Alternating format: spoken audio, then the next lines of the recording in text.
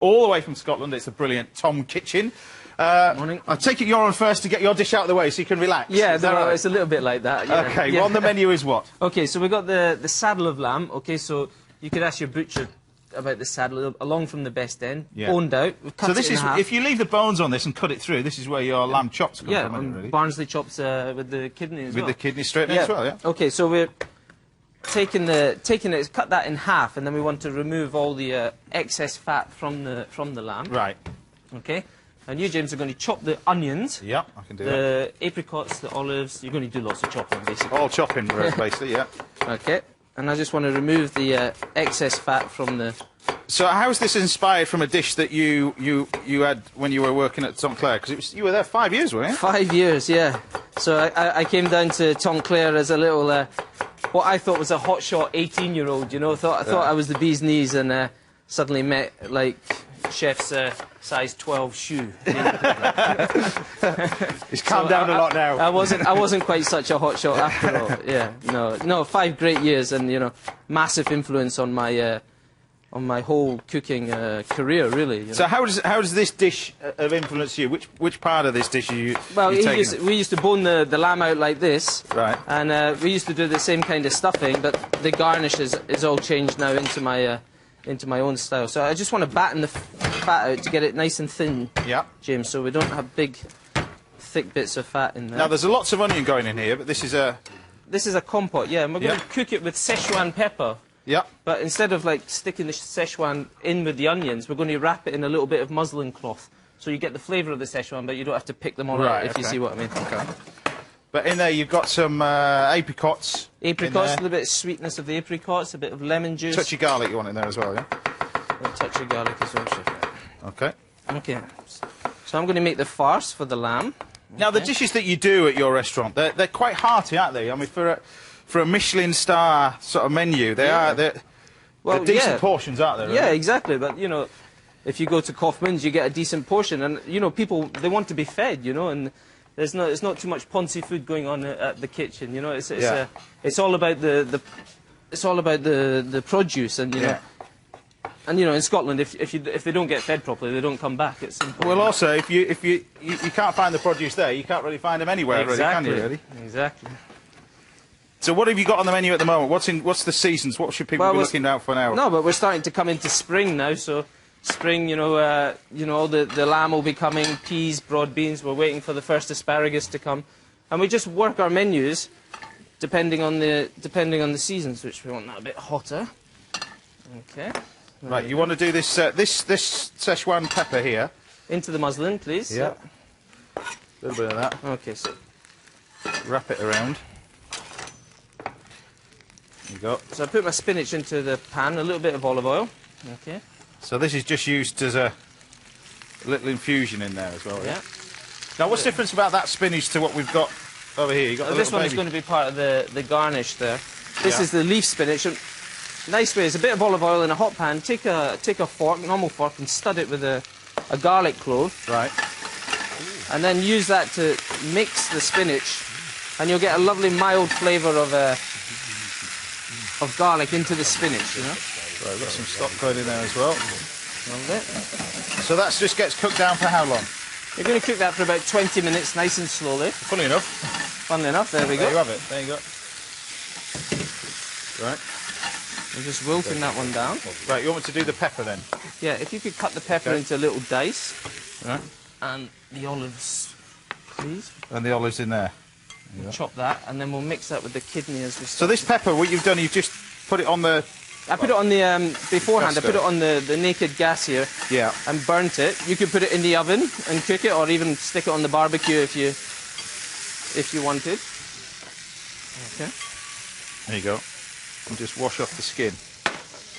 There we go. I mean, the great chef, I'm doing all right? Fine, yes. Say nothing, he's just looking at you. Yeah, I can tell by the look. You know? Is it still the same look? Yeah, still the same look. Much softer now. Much softer now. Okay, so the spinach is wilted down now. We'll put that in the pan now. Yep. Let's give that a little bit wide.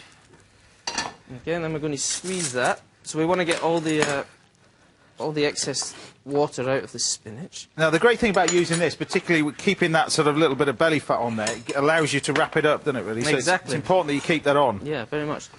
There's my kidney. But it is a little bit tricky to do it yourself, so... Yeah, no, but get the butcher to do it. Yeah. And, you know, I'm sure they'd be more than happy to do it, especially on a Saturday morning. So they've got the So chopped olives in here. Saute the kidneys. Okay. And you want that sort of finely diced, doesn't that? Yes, please. I remember, if you'd like to ask a question on the show, then for today's chefs, then call this number. That's 08716 41 41 41. Calls cost 10p a minute from a VT line. Mobiles and other networks may vary. And if you view, we'll be able to put your questions to us live a little later on. Don't forget, you find Tom's recipe, along with all the other studio recipes, on our website. Go to bbc.co.uk/Saturday Kitchen. Okay. Right, so we've got there. That's all sweated off. Okay.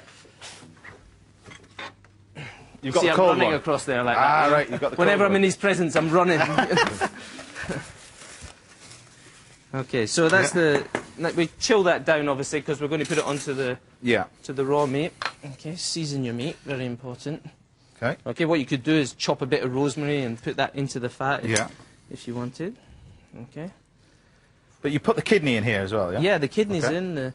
So you get that lovely sweetness from the pepper, the kidney, and then just fold that belly meat, belly fat, sorry, over like so. And take a bit of crepinette, which I seem to use every week that I'm on the show, but never mind. It is great, this, but people don't use it as much. I mean, in France they use it a lot, but particularly in the UK, we kind of don't really use it that much. But... Exactly, it's like an edible cling film. You've got to be careful you don't put too much. But again, these are all the things that I learned working at Le Tanteclair, you know, these kind of things, and you fall back on them now. And particularly this bit. This bit, yeah. So I was saying in rehearsal, you know, when Chef taught me how to do this tying technique here, he gave me one opportunity to learn it. And I didn't learn it the first time. And I said how things have changed, you know, now with my commies I do exactly the same test, you know. Right. Because if you show a young commie how to tie a piece of meat, you know, and they get it straight away, you're pretty impressed, you know. So there we go, look at that. You've done that a few times before. I've done that quite a lot, yeah. Okay. Yeah, he's happy, look.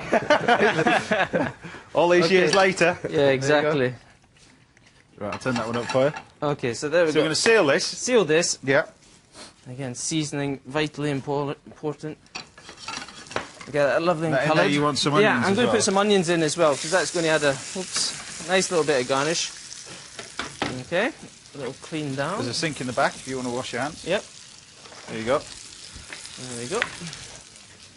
So this gets roasted in the oven. Yeah, so you A want little bit colour. Yeah, you want to really colour that as well. Yeah. You know, so you get all the lovely... You have to cook the crepinette well, but you don't want to cook it on too high a heat, because if the crepinette bursts, of course the spinach is going to pop out, okay? So that's lovely and coloured. So what temperature would you cook that for then, and how long? Yeah, that's going to take about 14 to 15 minutes, depending on your piece. There you go. Okay, about 200. Okay, and then we're nearly And then ready to go. it's important to rest this, of course. Yeah, so that's rested. Yeah. So we've rested that for about a good 7-8 minutes. Just trim one end, trim the other. Okay. And then with our special... I suppose this sweetness with these, this will go really well with pork as well. Good, lovely with pork, yeah, very good. And with the string, we can just pull it off, like so. Okay, excuse me. And you can see how it's held it all together, and the crepinette's just disappeared. It's just melted into it. So then in half. And You can see you're raising your game today. that's it, I had to push the boundaries a wee bit today, yeah. Okay, Right. there we go. We've got our compote, happy? Yep. Right. So a lovely sweet compote. This is a great dish to do. The compote's great to do at home because, you know, often, you know, when you're eating in fancy restaurants, you know, the sauces have been reduced for hours and hours, and of course you can't do that at home. So the compote's a really good one to do at home. Yeah. A little bit of seasoning on top of the meat. And you got your Leaves of baby spinach, you've got your lovely. onions. And then these onions, which have been roasted, we can just separate the little cups of the onions and make that a little bit chefy, because chef's here. You happy There we with go. that? I think I'm happy with that, but we'll see what he So says. tell us the name of that dish then. Okay, so it's saddle of lamb stuffed with spinach and red pepper and kidney, and then a red onion compote cooked with Szechuan pepper. And relax. Okay, thanks.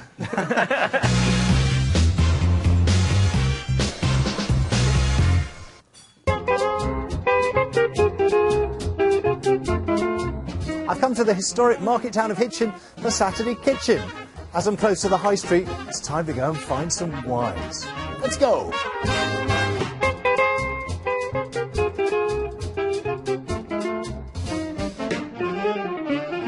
Tom, you won't be surprised to hear that I'm going to choose a red wine to go with your lamb dish. It's a classic match after all, but I want something that works well with the spiciness and sweetness of the red onion compote. A couple of options from Spain. The first one is this Toro, from western Spain, close to the Spanish border, but I've chosen something that works even better with the dish. It's a bit of a traditional classic, and it's the 2008 Marqués de Montino Rioja Crianza. Rioja is one of the most famous wines, not just in Spain, but the whole of the world. People think of it as one wine style, but it's surprisingly diverse.